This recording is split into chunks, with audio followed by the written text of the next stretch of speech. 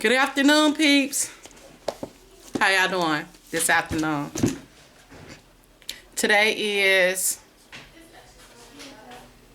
May 19th, 11:02 in the a.m. So yeah, I don't want this to be too long. And I be trying not to rush through my videos, but I'm still reading my book. And I didn't know chapter 8 was like extremely long, and we just read another part that I thought was really, really, really interesting and really good. And of course, I've been having eye problems, y'all. Just been having a lot of cold in my eyes sticking together, but this is what I use for my eyes. It's a glare. And I've been using this with my oldest kids when they used to get pink eye. And you know that was real contagious and it spread from one child to the next child. And ever since then, man, for real, I'm trying to think, probably like 15 years or longer, I've been using this. The same brand. And now they done branched out and make other type of stuff for eyes now, for allergies and stuff, but it was really just for like a specific kind for pink eye. So I won't always have to be running them to the doctor. So when I found that it worked, I just stick with it. And this kind is the irritated eye relief. I think this the pink eye one too. They changed the name over the years, but it works. It just take a couple of days. I just started using it really like yesterday. Yeah. It be my eyes, y'all, but psh, it's all good. I still can see. But yeah, so I want to get right into this story time. And I really want to share this with y'all because this is really good. I mean, I think when we read it, I feel it.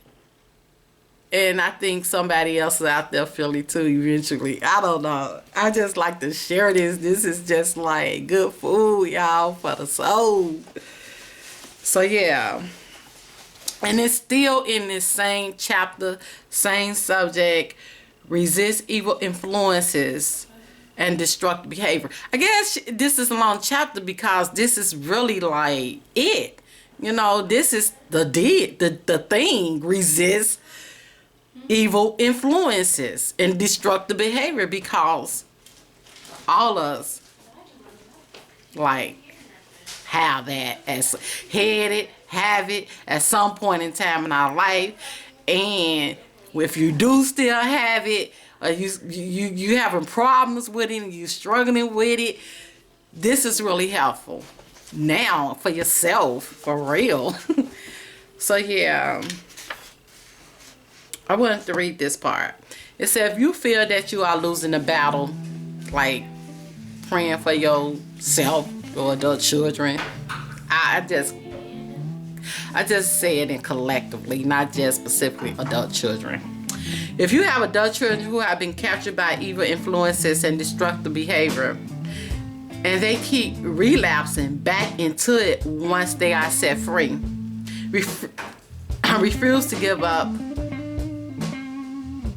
Okay.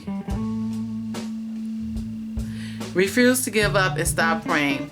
Over and over, the Bible talks about how God delivered his people from the enemy. God can deliver us, and he promises to continue to deliver us. And that includes your adult children. The Apostle Paul said, we had the sentence of death in ourselves, that we should not trust in ourselves, but in God who raises the dead, who deliver us from so great a death and does deliver us, in whom we trust that he will still deliver us. You also helping together in prayer for us. 2 Corinthians 9:11. God will not stop the deliverance and restoration process as long as we and our adult children are willing to keep praying. Sometimes it may seem that the more you pray, the worse it gets. But you can't back down. If the enemy has turned up the intensity, you need to turn up the fervency. Often the battle becomes more intense the closer you get to victory. Just as a mother forgets about the pain of childbirth the moment she sees her newborn baby, when you are about to give birth to victory, you have to push through the pain and keep praying until you see the birth of unanswered prayers. Weeping may endure for a night, but joy comes in the morning. Psalms 30:5. Think about the joy of success that is ahead. And then I wanted to add this little section to it to cap it off. God is looking for people who love Him so that He can come to their rescue. The eyes of the Lord run to and fro throughout the whole earth.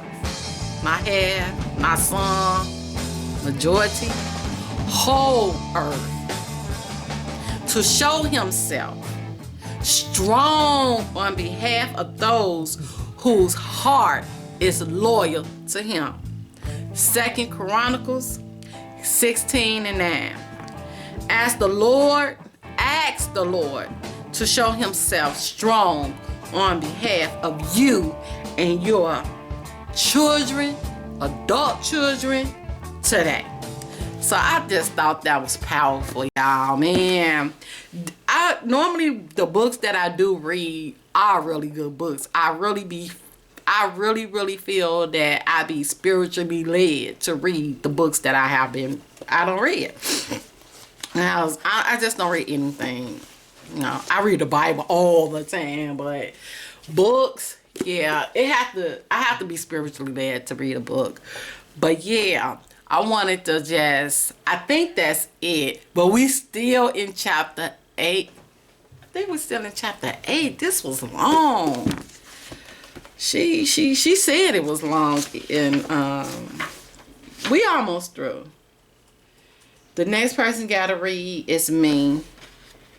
And we got maybe 3 more, me, Shannon Ring. After that, we'll be through with chapter 8. And we on page... What page we on? We on page 148. And the end of the book is at page 233. So yeah, this book is just, it's just been very insightful for me. And it's feeding me really good spiritually and everything. But yeah, I hope that spoke to somebody out there on some type of level. And yeah, I gotta hurry up because it's almost gym time. And I took my rollers out and just have my hair turned out. I'm making small talk now, but yeah. And what I did with the girlie's hair, I've been twisting it, braiding it, and rolling it. That's all. And that's how Shan hair is. That's how Ring hair is. And right now, they hair texture is different than mine, but your hair changes so many times throughout the course of living. It really does. Because I used to seriously have thick hair too. To me, anyway, it was thick. But yeah, y'all, I just need... there's a couple of things I really want to just put out here right now. First of all, in Chicago, yeah, that's why I stay. I live in Chicago, been living here all my life. And it's a situation going on the news, y'all, for real. Is this 13-year-old and this 15-year-old got into it. Girls. And I guess the 13-year-old went in the house, told her mom, and her mama gave her a switchblade. And the 13-year-old went back outside with her mama's switchblade. And she killed the 15-year-old girl, right? So she just died like yesterday, I think, or the day before. She was in the hospital. And actually, Cara, the 15-year-old girl that died, Cara, the girl cousin went to school with Cara in grammar school. So yeah. And the mama, she done got charged for giving the girl the switchblade. The 13-year-old is charged with first-degree murder, and the 15-year-old is dead. So yesterday on the news, they went to court and they gave out the sentences for the mother and for the 13-year-old girl. And both sides of the family was there. The family of the 13-year-old and the 15-year-old.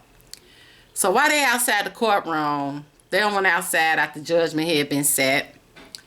They went outside the courtroom, and the guys from each family fighting, and they caught it on camera.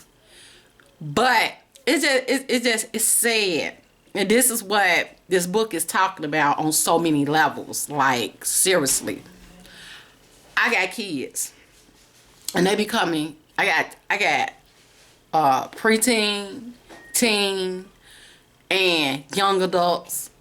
My oldest will be 30. So these are our babies. These are our children. You know, this supposed to be our future. This supposed to be the next generation that carry on, you know, our name and all that, the morals and values that we teaching them and stuff. So it just said, first of all, the mama, I'm assuming she probably like in her 30s if her daughter 13. She got 5 kids, y'all. And now she just gone to jail. Man, that's sad. But that's where that anger stuff come in, because I had fights when I was growing up. And it's true. My mama told me one time to go back out there, you better fight and you better win. You know, I'm like, she don't know I'm scared though. She don't sense the fear. It was a boy. Really? Okay.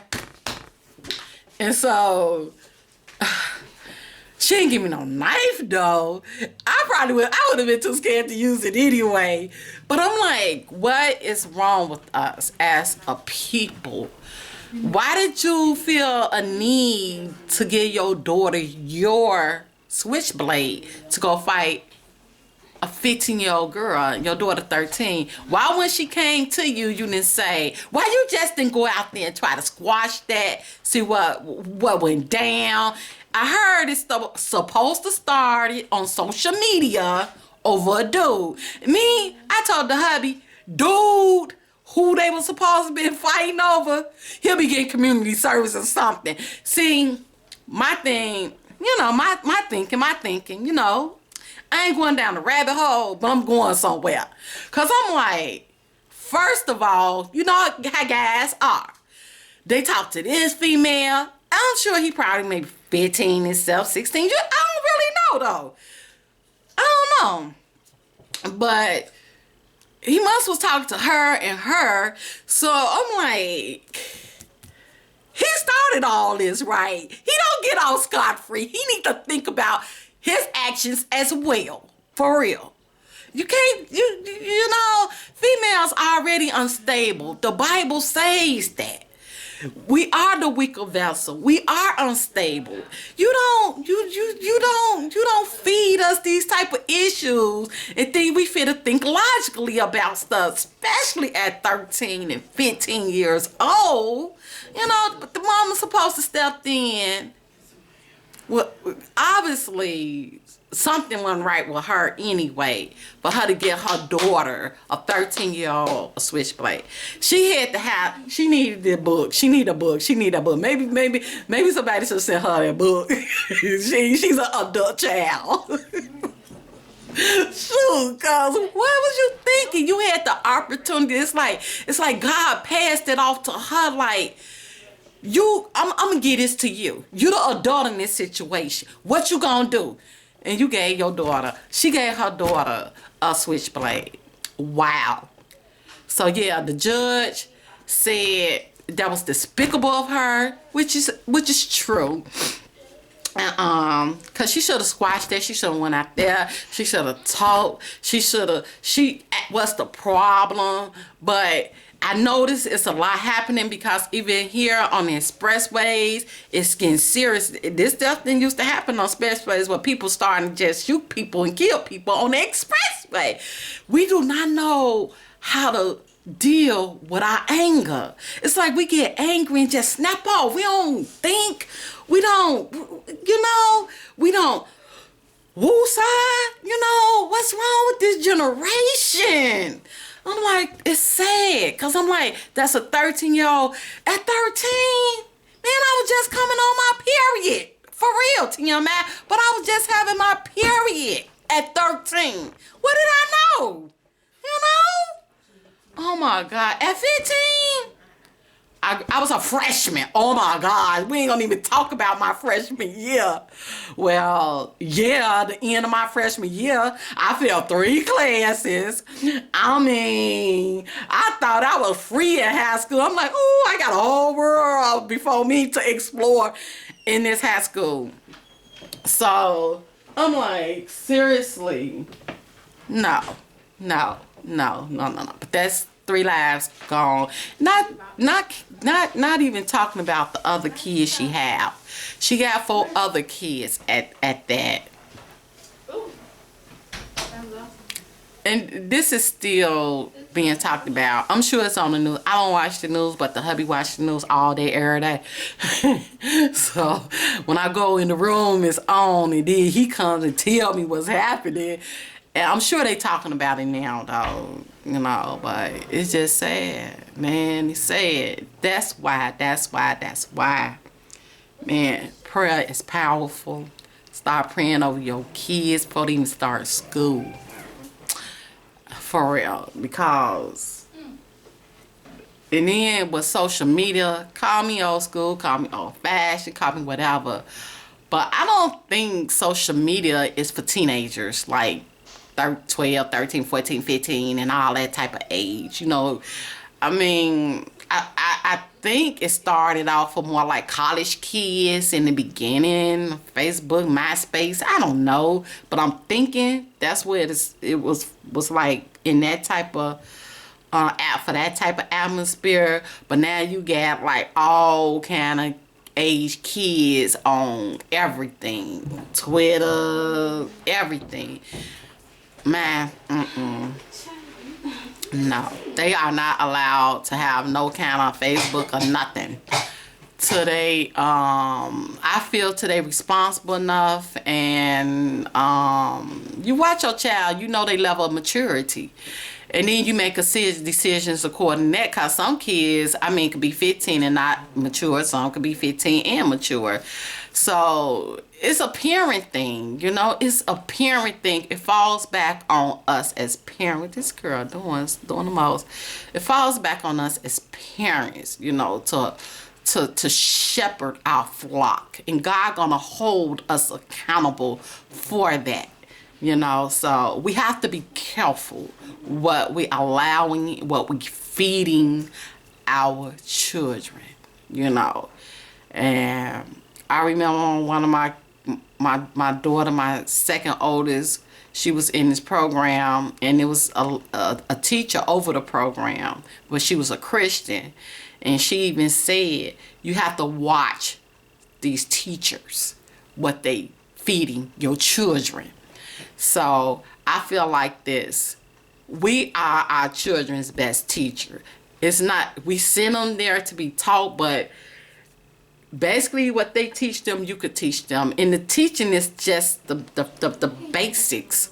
It's basics, like, and it's not even just about adding and multiplying, subtracting, and ABCs, colors, and shape. It's morals and values.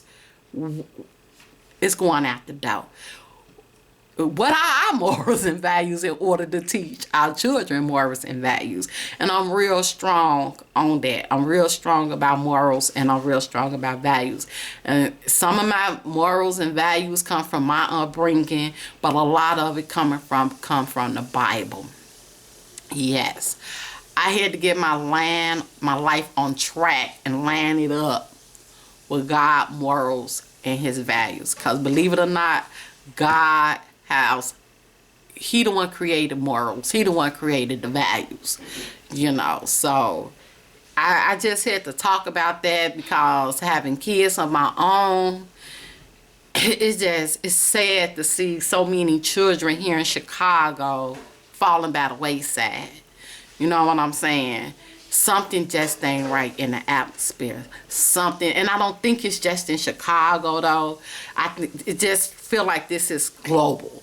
You know, but parents, we got to get on it, or we're gonna lose our children. That's just the bottom line. It's just simple as that. You're gonna lose them one way or another. It might not actually have to be a physical death, but you could lose your child in more ways than just physical. You know what I'm saying? Than just physical dying. You know, and if you even see signs of them done strayed away, man, like she say, when you feel the intensity go up, your fervency of your prayer have to increase. And on that note, I'm gonna leave it with that. I'm gonna end it with that because it's deep, and it runs deep with me as having older children, and saw some things, seeing some things even with my kids and stuff. So my kids, all of them are alive, but praying for, you know, God to set them free from some things, deliver them from some things, heal them of some things, and so they could be all that God created them to be. You know what I'm saying? So yeah, on that note, it's 11:24. The hubby, he went out and got me lunch. And it's gonna be a Subway 6-inch tuna. I love tuna, y'all. I don't know. But I'm getting ready to go, like, put on me some little, like, semi-workout attire. And I'm washing. I've been washing since I started at 8:30. I got 4 loads. Did my load stop raining? Can you go see? I got 1 load to go. And I'll be through washing, but it take a minute to be dry. So yeah. Here goes Shan. Yeah. This how I had did her hair. But my girls got some thick hair. But it looked nice. We had put a headband in it yesterday and pulled it back like that. And I rolled it up, so that's why it's tight. Yeah, it stopped. Okay, so my load done stopped. But then these 5 minutes that I have them go down here and get this load out, put my last one in. And seriously, meditate on these things because it's real. If you got kids, I don't care if they small right now, they're gonna grow up. They're gonna grow up. Prayerfully, they're gonna grow up. They're gonna become teenagers. I'm gonna tell you, the hardest part of raising a child is these teenage years. And it's from like 7th grade to almost like a junior to me. That was my roughest. Started like in 7th grade, like 12, 13, 14, 15. I think when they get like 17, 18-ish, them phases kind of starting to fade out. But right there, it's intense. Woo, it's intense. Like, that was a 13-year-old and a 15-year-old. Them are the intense years. And you better have some wisdom, some knowledge, and some understanding of these things in order to help your child through those intense years. You're gonna need it. And on that note, y'all, peace and love. Share some. And I'll see y'all in my next video. Holla. Let me try to break it down. I thought I'd be doing it if I moved a couple pounds. Made 100 down, bunch of women in the house, but that ain't doing nothing but following the crowd. Everybody's doing what everybody is doing. You're going doing the opposite of everybody's doing. You're going hard for your shoe and you're going hard in the Jewish, I promise. I'm going on, going harder